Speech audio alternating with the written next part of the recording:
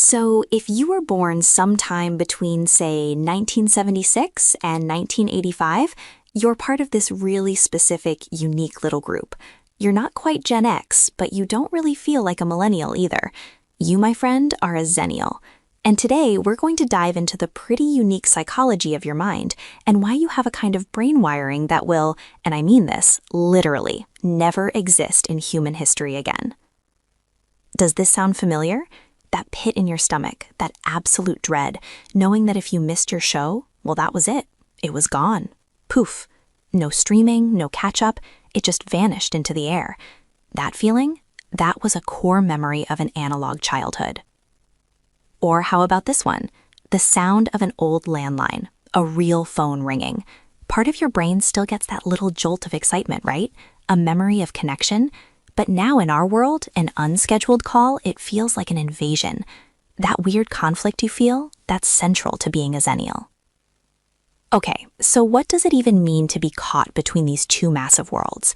Well, it's not just a feeling you have, it's the absolute defining characteristic of your generation. You aren't one thing or the other, you're actually the bridge that connects them both. So let's nail it down. What exactly is a Xennial?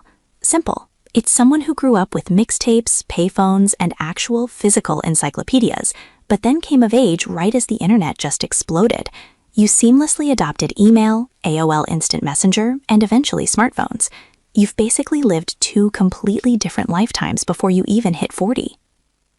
And here's the thing. This wasn't just a social change. It wasn't just about learning new habits. It fundamentally shaped the way your brain is wired, which brings us to the core of the Xennial mind, what we can call the bilingual brain. See, the key to all of this is timing. The digital revolution hit you right inside a critical neurological window. Neuroscience tells us that the brain is like a super sponge for learning complex new skills right up until about age 25. You experience this massive, world-changing shift right in that sweet spot. That meant you could adopt all this new tech like a native while still being old enough to have a deep core memory of the world before it even existed. And these are the two worlds you've lived in. I mean, just look at the difference. On one hand, an analog world, a world built on trust and moments that just disappeared. You'd make plans and just hope people would show up. On the other hand, our digital present, constant contact, a permanent record of everything, and about 17 different ways to reach someone in any given second. This completely unique upbringing created something we call technological bilingualism. It means you can sit through a whole dinner without getting the shakes from not checking your phone, but you're also not the person who's totally intimidated by new software. You're fluent in both the analog and the digital languages of human connection. But here's the catch. Being fluent in two languages, holding two entire worlds, two completely different operating systems in your head all the time, well, it comes at a cost. It creates this specific kind of mental and emotional weight that other generations just don't have to carry. Psychologists actually have a term for this, dual environment cognitive load. It's a fancy way of describing that low-grade background exhaustion that comes from constantly code switching. You learn to solve problems by yourself without Google, but now you're expected to be instantly available online 24/7. That constant shifting of gears, it is mentally taxing. And this all leads to this really fascinating kind of contradictory attachment style. You're secure because your analog childhood taught you to be independent and resourceful in the real world, but you're also avoidant of the internet's constant noise, the endless notifications, and that nagging feeling of being watched all the time. And at the heart of all this is a profound loss, something you had that no one will ever have again, the safety of forgetting. You are the very last generation whose embarrassing haircuts, awkward phases, and stupid youthful mistakes exist mostly in fuzzy memories and old photo albums, not in a searchable, permanent digital archive for all to see. You are allowed to grow up without a constant digital witness. But it wasn't just technology that was rewiring your brain.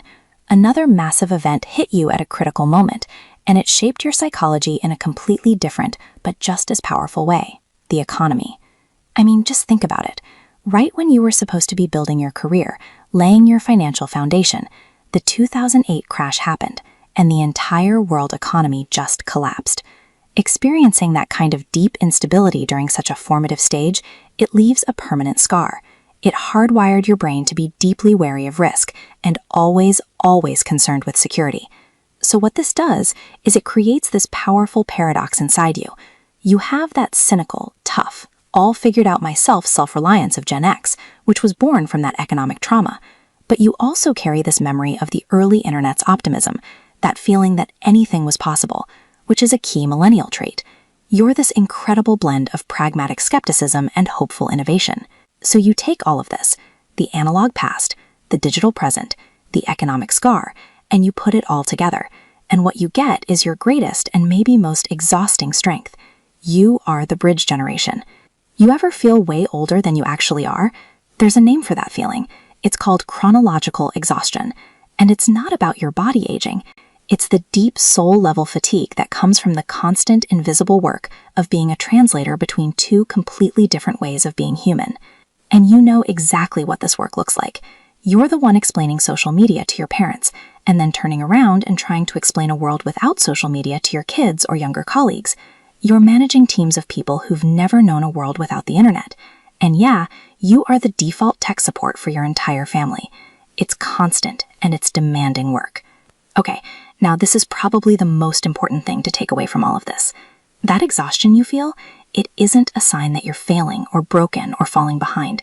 It is proof. It is the evidence that you are doing something incredibly difficult and uniquely valuable. It is the evidence of an immense and totally unrepeatable skill. You are, in essence, a living archive. Your own mind holds the memory of what it felt like to be bored, to be unreachable, to connect purely face-to-face. And at the same time, it holds the native fluency to navigate our ridiculously complex digital present. You are the keeper of a transition that will never, ever happen again. And this leaves us with one final and pretty crucial question. Your generation is the human connection between the pre-digital past and the fully digital future. So what happens to our society, to our collective memory, to our very humanity when that bridge is no longer there to bear the weight? So, if you enjoyed this video, consider liking it. It helps the algorithm to reach out to more people. Also, if you want more psychology-based insights explained in simple, practical language, hit subscribe. And remember, understanding yourself is the first step to changing your life. I'll see you in the next video. Bye!